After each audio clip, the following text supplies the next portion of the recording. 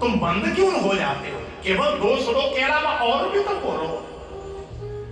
जैसे ही आंखों से अश्रु की धारा बहाते हुए सुखदेव भगवान ने वेदव्यास जी के दोनों शिष्यों को कहा, दोनों वेदव्यास जी के शिष्यों ने हाथ जोड़कर सुखदेव को प्रणाम करते हुए कहा, प्रभु आप इससे ज्यादा यदि भागवत जी के श्लोक सुनना चाहते हैं तो हमारे गुरुदेव के पास पधारिए। उनके पास ऐसे 18,000 श्लोकों की श्रृंखला है। इतना सुनते ही सुखदेव भगवान गदगद हृदय के साथ वेदव्यास जी के दोनों शिष्यों को प्रणाम करके बोलने लगे, भैया मुझे शीघ्रता से लेके चलो अपने गुरु के पास, मैं ऐसे श्लोक सुनना चाहता हूं। दौड़ लगाकर आगे आगे वेदव्यास जी के शिष्य और पीछे पीछे सुखदेव भगवान जी, और सुखदेव भगवान ने जाकर वेदव्यास जी के चरणों में दंडवत किया, मुझे ऐसे श्लोक सुनने हैं। फिर तो वेदव्यास जी ने स्वयं खड़े होकर सुखदेव भगवान के लिए आसन बिछाया, बैठो बेटा, और सुखदेव भगवान को श्रीमद् भागवत की पूरी ज्ञान प्रदान की।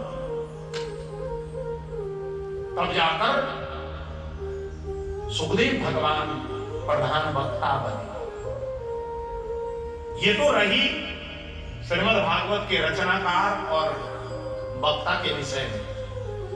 सौनकादि 88,000 ऋषियों ने सूत जी महाराज से प्रश्न किया, गुरुदेव आपने हमारे समक्ष वेदव्यास जी के विषय में भी बता दिया, सुखदेव भगवान के विषय में भी बता दिया, अब जिन्होंने श्रीमद् भागवत की कथा श्रवण की ऐसे भक्त परीक्षित के विषय में भी तो बताने की कृपा करें।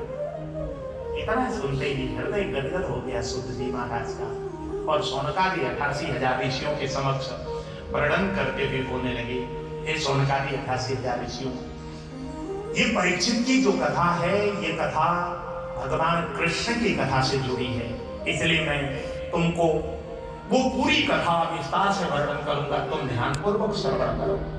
इतना कहकर अब महाभारत के उस प्रसंग की ओर लेकर के जा रहे हैं सूत जी महाराज। रणांगण में युद्ध चल रहा है, दुर्योधन और भीम के बीच में गदा की टंकार चल रही है। घनघोर युद्ध के मैदान में बहुत सारे कौरव पक्ष के योद्धा मारे जा चुके हैं। भीष्म दादा सरसैया में पड़े हुए हैं, और एक कोने में भगवान श्री कृष्ण के साथ साथ 5 पांडव खड़े हैं, और दुर्योधन के पक्ष में केवल और केवल अश्वत्थामा है, और सारे योद्धा उसके मारे जा चुके हैं।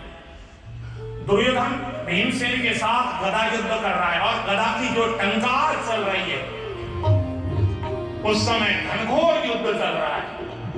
यदा मृधे कौरव सृंजयारा वीरे स्वतो वीर गतिं गतेषु विगोदरावे धगनाभिपर्ष भगनोरुदन्ते धगराश्मगोत्रे भगनोरुदन्ते धगराश्मगोत्रे भगनोरुदन्ते धगराश्मगोत्रे। और जैसे ही भीमसेन ने भगवान कृष्ण की आज्ञा पाकर जैसे ही अपनी गदा को घुमाया और दुर्योधन के जान पर जोर से प्रहार की, दुर्योधन धड़ाम से जमीन पर गिर गया, मुंह से खून की उल्टियां होने लगी। और उसी समय पांडवों में हर्ष की सीमा न रही। पांडवों ने देखा कि दुर्योधन के मुंह से खून की उल्टियां, अब तो ये मरणासन्न हो गया। पांडव हर्षित हो गए। उसी समय उस दिन के युद्ध विराम की घोषणा हो गई, क्योंकि सूर्यास्त हो चुका है। सारे पांडवों को लेकर अपने अपने शिविर में युधिष्ठिर महाराज जैसे ही गए हैं। पांडव आज बहुत ज्यादा हर्षित हैं, खिलखिलाकर हंस रहे हैं। बार बार कोई भी बात निकल रही है तो ठाके ललरा लगा करके हंस रहे हैं। आज कुछ ज्यादा ही हंसते हुए देखकर भगवान कृष्ण को भय प्राप्त हो गए। भगवान कृष्ण ने पांडवों से कहा, अरे पांडवों, आज इतना ज्यादा हंस रहे हो तुम, इतना हंसने की जरूरत नहीं। देखो मेरे भाई बहन, शास्त्र कहता है अति सर्वथा वर्गे। अति किसी भी चीज की अच्छी नहीं होती। अति खाना अच्छा नहीं, अति खाओगे तो पेट गुड़गुड़ाने लग जाएगा, अति बोलोगे तो भी कुछ ना कुछ अनर्थ ही हो जाएगा, और अति हंसोगे तो रोना जरूर पड़ेगा। इसलिए भगवान पांडवों को बहुत ज्यादा हंसते हुए देखकर भगवान ने पांडवों को रोकने के लिए, तुरंत विषयांतर करने के लिए पांडवों को कहा, चलो भैया थोड़ी देर टहले आते हैं। भगवान पांडवों को लेकर टहलने के लिए निकल गए। इधर घर में केवल द्रौपदी रह गई। द्रौपदी के 5 पुत्र रह गए। द्रौपदी ने 5 पुत्रों को रात्रि का भोजन कराया। बहुत देर इंतजार करती रही, लेकिन द्रौपदी के जब पति वापस घर में लौट करके नहीं आए, उस समय द्रौपदी ने पुत्रों को कहा, बेटा तुम लोग जाकर सो जाओ, तुम्हारे पिता को आने में देर लगेगी। 5 पुत्रों ने मां से अनुमति ली, मां यदि हम जाकर अपने पिता के बिस्तर में जाकर सो जाएं तो हमारी इच्छा है कि हम अपने पिता के बिस्तर में जाकर सोना चाहते हैं। द्रौपदी ने 5 पुत्रों को ले जाकर सुलाया, चादर उड़ा दी और दरवाजा बंद करके अपने कमरे की ओर जैसे ही द्रौपदी ने प्रस्थान किया। ये तो रही पांडवों की तरफ। उधर दुर्योधन रणांगण में बिल्कुल छल-विक्षत होकर गिरा पड़ा। खून की उल्टी होती जा रही है, शरीर में कई जगह चोटें लग गई हैं, और अश्वत्थामा आया है उस अवस्था पर को देखकर दुर्योधन के पास, और दुर्योधन को उलाहना देता हुआ बोलने लगा, भैया तुमने मेरे ऊपर कभी विश्वास नहीं की, यदि तुमने मेरे ऊपर विश्वास की होती तो आज ये तुम्हारी दशा नहीं होती।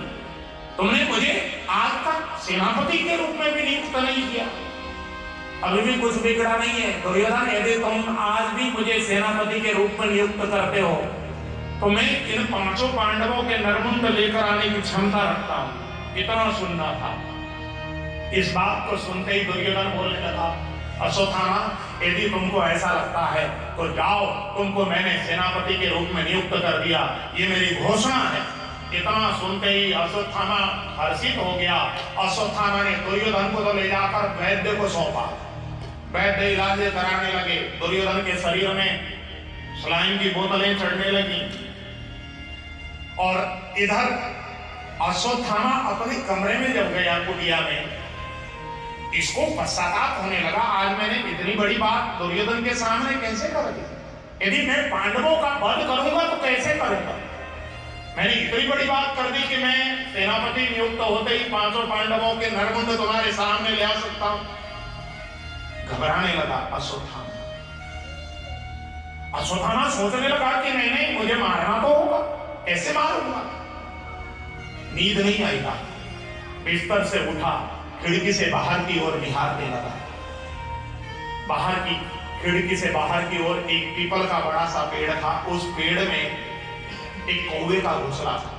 मध्य रात्रि का समय, कौवे के घोंसले में कौवा सो रहा था। मध्य रात्रि के समय एक उल्लू आया, कौवे के ऊपर आक्रमण किया, कौवे को मार गिराया और उस कौवे के घोंसले पर कब्जा किया। इस दृश्य को जैसे ही अश्वत्थामा ने देखा, अश्वत्थामा को प्रेरणा मिल गई। काकोलूक न्याय कहते हैं संस्कृत में। इस काकोलूक न्याय के द्वारा अश्वत्थामा मन मन में सोचने लगा कि मैं किसी विधि से पांडवों के नरमुंड दुर्योधन को सौंप सकता हूं। फिर तो हाथ में नंगा तलवार लेकर पांडवों का मैं सोते समय वध करूंगा, ऐसा मन में कल्पना करके अश्वत्थामा